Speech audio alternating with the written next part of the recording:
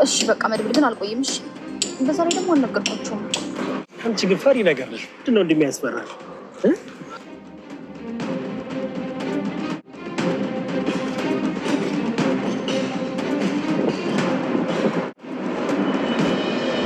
አንቺ ልጅ እንዳትገቢ ተመለሰሽ ሂጂ በቃ። አብርሽ ይቅርታ በቃ እባክህን ከዚህ እንድሮጥ ፍቀድልኝ። ቆይ ምን አድርግ ነው የምትይኝ? ለምን አትይኝም? እባክህን አብርሽ ይቅር በለኝ እባክህን። አብርሽ እያትበኝ ትሰሚኛለሽ? 10 ጊዜ ገፋ ታሰርኝ። እሺ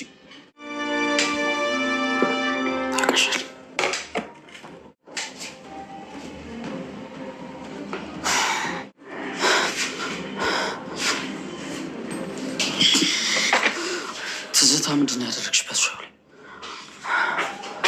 ትዝታ አብርሽ ለምንድን ነው?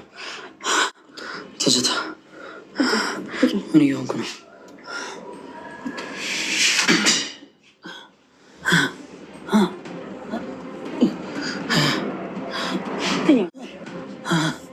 ትዝታ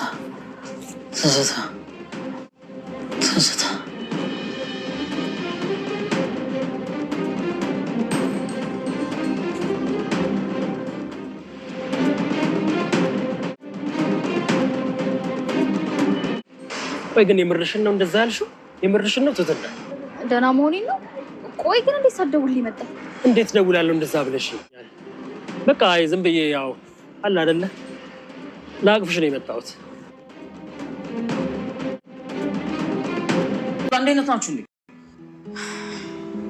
እንግዲህ በመጨረሻም አብርሽን ለማጥመድ እያሰበችው ስኬቷ ተሳክቶላታል። እንግዲህ አንዱን ከአንዱ እያደረገች ሁሉንም አጠላልታ እንግዲህ የራሷን መንገድ ለመፍጠር እያመቻቸች ያለችው ትዝታ ዛሬ እንግዲህ ያሰበችው ነገር በጣም ሰርቶላታል ማለት ነው። እንግዲህ እንደሚታወቀው አብርሽን እንደምትወደው እንደምታፈቅረው ደጋግማ ትነግረው ነበረ። ግን የልክ ነው እንጂ እውነት ይሄን ያክል ከአንጀቷ የምትወደው ሴት አይደለችም እውነት ለመናገር።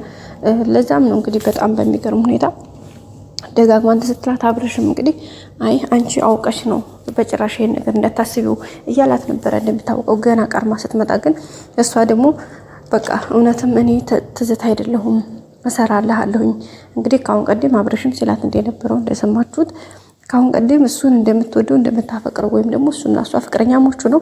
ግን ደግሞ ከእሱ ከጓደኛው አብረተኛ ሴት ናት። ስለዚህ አንቺ ለኔ ፍቅር ሳይሆን ያለሽ እልክ ነው። ስለዚህ እባክሽ ተይኝ። ሲቀጥል ደግሞ እኔ ላንቺ ላለሽ ፍቅር ከመሄድሽ በፊት አልቋል፣ አብቅቷል። ስለዚህ ሲቀጥል አሁን እንዴት መጥተሽ ለዚህ እንትን አልሽ እያላት ነው የሚገኘው።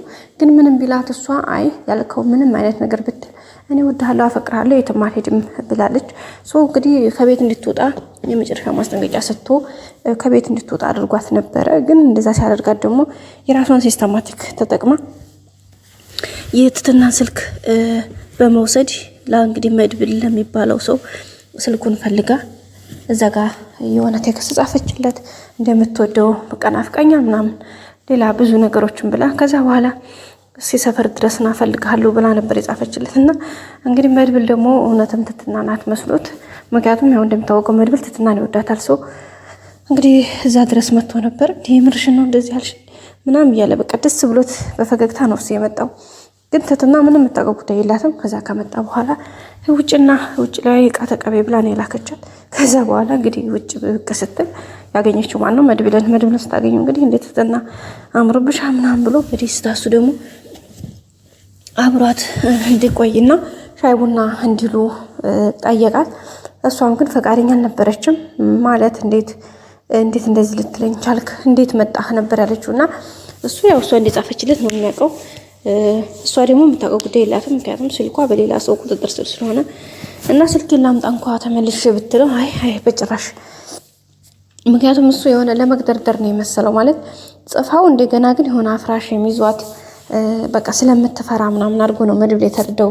እሷ ግን ጭራሽ አልጻፈችም። ምክንያቱም ስልኩ ያለው በጅትኛቱ ልጅ እጅ ስለሆነ ማለት ነው። ከዛ በኋላ እንግዲህ እኔ በቃ እናትሽ ሻይ ቡና እንበል አብረን እንቆይ፣ በዛ ላይ ደግሞ ብዙ ማወራሽ ነገሮች አሉ ብሎ ነው ቀጥታ እንግዲህ ይዟት ሄደው ሻይ ቡና ሲሉ እሷ ግን ያው መድብል ጋር ሲተቃቀፉ ምናምን አንደኛ ቪዲዮ እየቀዳች ነበር፣ ሁለተኛ ደግሞ አብርሽና ብላ አሳየችው ማለት ነው። አብርሽን ተቤል ያስወጣት በር ላይ ስትደርስ እንግዲህ ያንን ነገር ስበብ በማድረግ እግሩ ስር ተደፍታ ይቅርታ መውደቅ ያለኝም በማለት ተማጸነችው። እሱም እንግዲህ ድጋሚ ምንም አይነት ስህተት እንዳሰሪ በማለት ወደ ቤት እንድትመለስ ፈቀደላት። ከዛ ከገባች በኋላ እንግዲህ አይታችኋታል። አይ አታቀኝማ ጭራሽ አላወከኝም የድሮ አንተ ትናን ረስተሃታል ማለት ነው እያለች እንግዲህ ገና እየዛተች ነበረ ከንፈሯ እንትን እያለች። ከዛ በኋላ ወደ ቤት ከተመለሰ በኋላ እንግዲህ የእንቅልፍ መድኃኒት ወይም ደግሞ የሆነ እንቅልፍ አይነት የሚል መድኃኒት ነው ገዝታ ይዛ መታ ስለነበረ የመጀመሪያ እንግዲህ መሳይ መሽም ደህና ሾካካ ነው እሱ ጋር በሱ ነበር የሞከረችው። መጀመሪያ የሆነ ስራ ሰራልኛለህ ለዛም ብር ይከፈልሃል ብላ ነበር እንትን ያለችው። እሱም እሺ ብሎ እንግዲህ እሷ ጋር እየተባባለ ብር አገኛለሁ መስሎት፣ ግን እሷ የመጀመሪያ መድኃኒቱን በፈተሻ ነው ያደረገችው።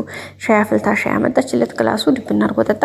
እንግዲህ በዛ በሻይ ድብና አድርጎ ነው የጠጣው። ሰው ያን ሲጠጣ እንግዲህ እዛው ሙስስ ብሎ ነው የቀረውና በ30 ሰከንድ ኦኬ በቃ ትክክለኛነት ሰራልኝ በቃ አሜዚንግ በጣም የሚደሰት ነገር ነው ብላ ነው እንግዲህ በደስታ ተነስታ የወጣችው። ከዛ በኋላ እንግዲህ ወዲያው አብርሽ ክላስ ነበር ሄደችውና ወደ አብርሽ ስትሄድ አብርሽ ተቆጥቶ ስለነበረ አጋጣሚ ሳይሳካላት ቀረ። ግን ድጋሚ እንግዲህ በይቅርታ ሰበብ ማታ እንግዲህ ራት በልቶ ክላሱ ሲገባ በቁጣ መንፈስ ሲሄድ ተከትላ ገብታ ያው ያለውን ነገር ሻይ አፍልቼ ልደብሯል ምናምን ብላ እንዴት አፈላሹ ቢላትም እንዴ በቃ ደብሮ ስላየው በቃ ሻይ ልስጥ ብዬ ነው ምናምን አይነት ነገር ነው ብላ የሰጠችው። ከዛ እንግዲህ እሱም አብርሽም ሻውን ጠጣ።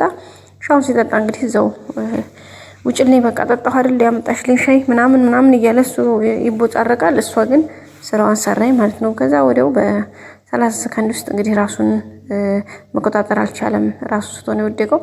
ስለዚህ አሁን እንግዲህ ሱሪውን እየፈታች ነው። በጣም ከባድ ነው፣ አደጋ አለው። እውነት ለመናገር ምናልባት እዚህ ጋር ሰው ሊደርስባት ይችላል ብዬ አስባለሁኝ። በተለይ ደግሞ ትህትና ልንበጣ ትችላለች ወይ ደግሞ ስልኩን እንትን ብላ አብረው እንደተኙ አድርጋ እንትን ትለዋለች። ስልክ ቴክስት አደርግላታለች ክላሱ እንዴት መጣ ወይ ምናምን ማለት ነው። ሰው ስትመጣ እንግዲህ አንድ ላይ ተኝተው ታገኛቸዋለች። ሰው ተስፋ እንድትቆርጥ ለማድረግ ነው ትትናን ማለት ነው በቃ። እና እየሰራች ያለችው ነገር በጣም ከባድ ነው። ልጅቷ በዚህ ከቆየች እውነት ለመናገር የባሰ ችግር ነው የሚፈጠረው።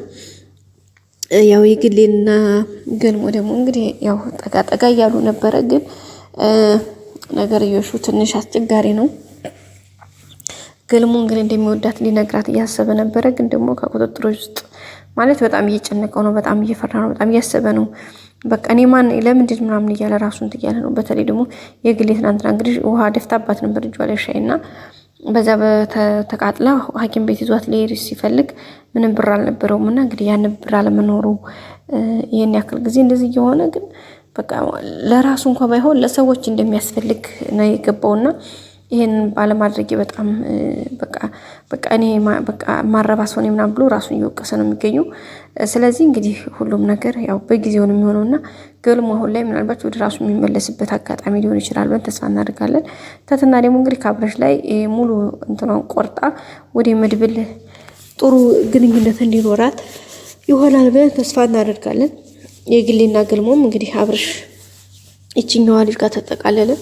የግሌና ገልሞም አሪፍ ታይም ያገኛሉ።